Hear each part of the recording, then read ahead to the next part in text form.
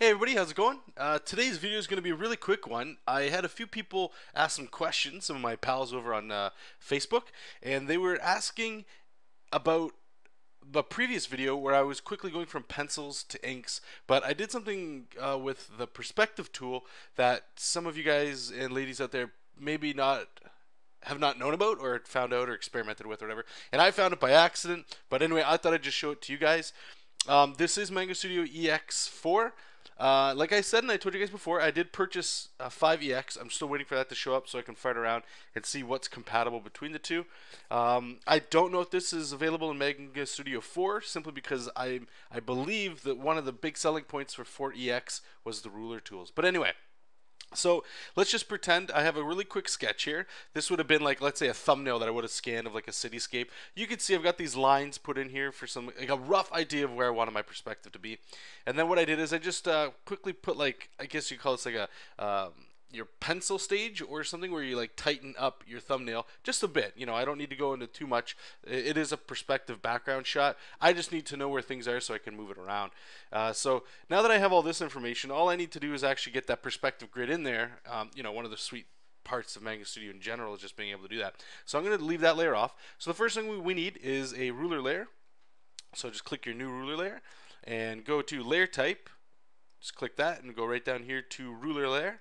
And yes, we're going to make one, and it's going to pop up right there. This is all the exact same thing that you normally would have done before.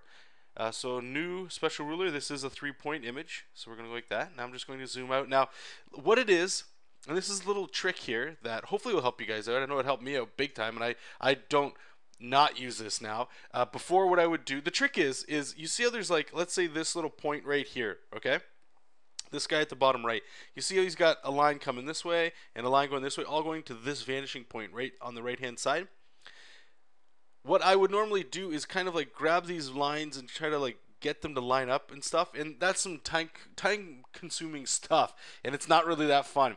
And then sometimes what I would do is make another layer and start putting in my grid based on that and change the color so I don't get confused.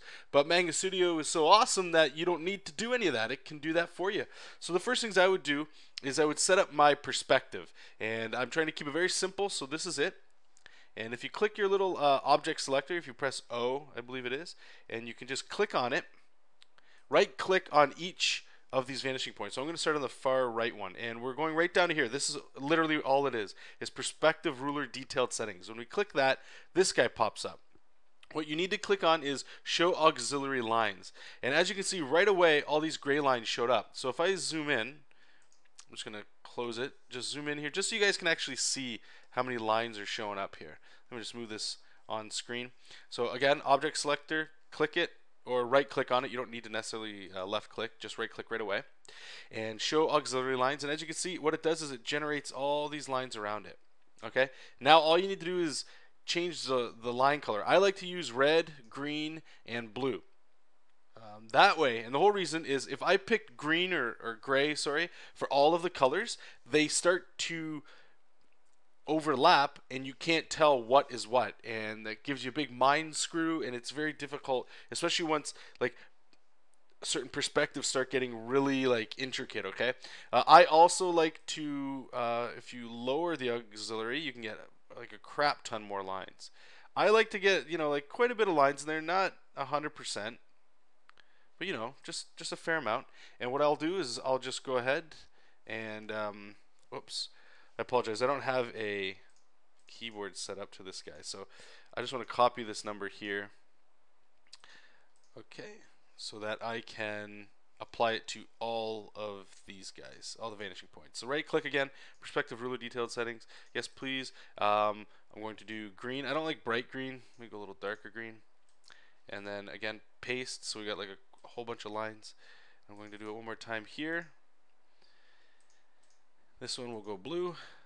I like to go a little bit more of a richer blue on here, because if you do a sketch layer, you can play with your opacity all the time on any of these layers. So there you go. So we got it all, and that looks nuts. It's like lines everywhere. But what you can do, which is really cool, is right away you can see more of your grid without having to adjust all these individual lines. So all of my lines going up, I know, are blue. So what I'm looking for are the blue lines to try to match the sketch that I had before.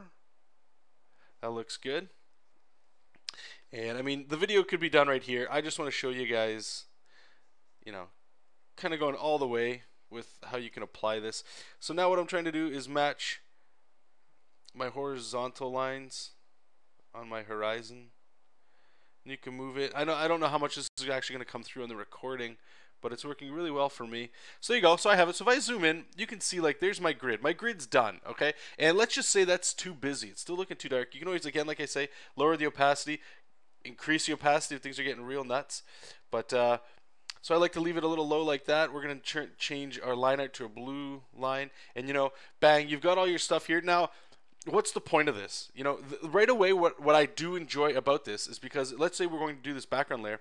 I have my snap to a perspective ruler on, so you can see every line I make is going to a vanishing point. However, what this lets me do is it gives me more information for the detail work, right? So I'm just kind of tracing my initial thumbnail out here. Okay, so let me get these boxes in here. As you can see, actually, my perspective, I didn't do this one correctly, and you're seeing it right now because it should be a little bit more extreme. But for the sake of the video, we're just going to keep going here. Oops. Like that. We'll get another one over here.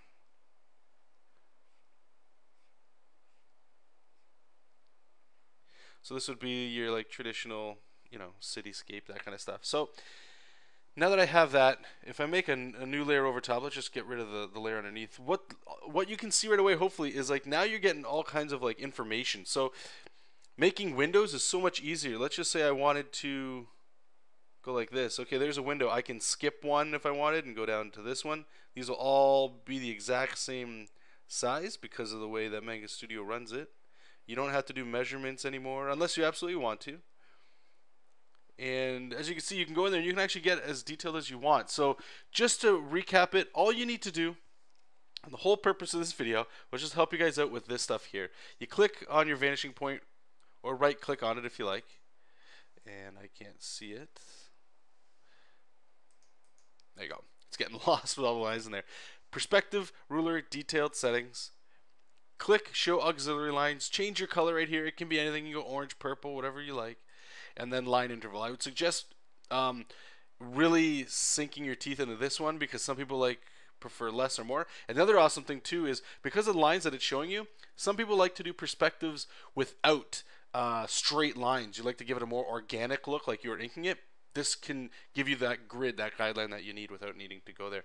And actually, if you click apply all settings, as you can see real quick, it is a quick way to make what I just did to everything. And as you can see, everything's blue now, and it's very, like, you start to get into an area like around here and stuff where stuff starts to get kind of wonky. But anyway, hope you guys enjoyed the video. I hope this helps you guys out when you're making your comics and your illustrations. Again, not affiliated with Manga Studio or anything, but this is one of the very awesome things about making comics and illustration in Manga Studio. I highly recommend you guys give it a shot. Check it out. Let me know what you think in the comments. I'm still getting used to YouTube's new commenting session with like Google Plus and stuff. It's really whack. But anyway, keep making comics, keep reading comics. Talk to you soon. Take care. Have a great day. Bye.